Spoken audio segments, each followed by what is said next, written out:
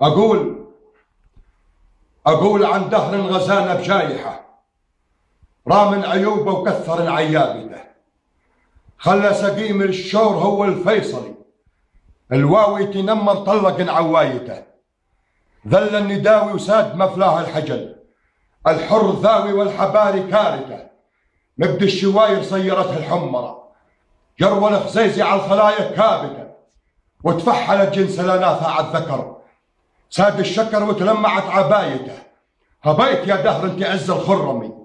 يدك على حر الطبايع كابته، هذيت قولي للي صافي خامته، التي حاكي للأصالة قامته،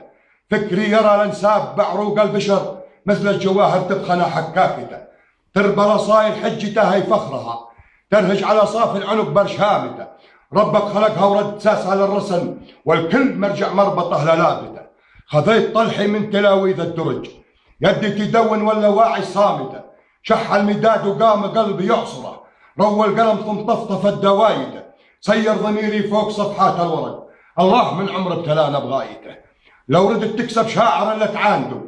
لو ردت تكسب شاعرا لتعاندوا، اصغي لقوله وقلب محوايته، واخذ حروفه من تجاعيد الزمن، موزن على عدق المواضي ونايته، ربك رحم واغنى الخليقه بالبصر، زاد البصيره للشعر ومرايته،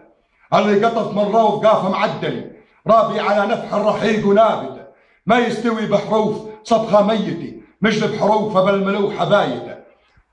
اللي نضح من قاف والمخ والردي، لا تفكر الايام تصلح حالته، مثل الفتى اللي كان جده خاين تحت الخيانه في حضن حبابته،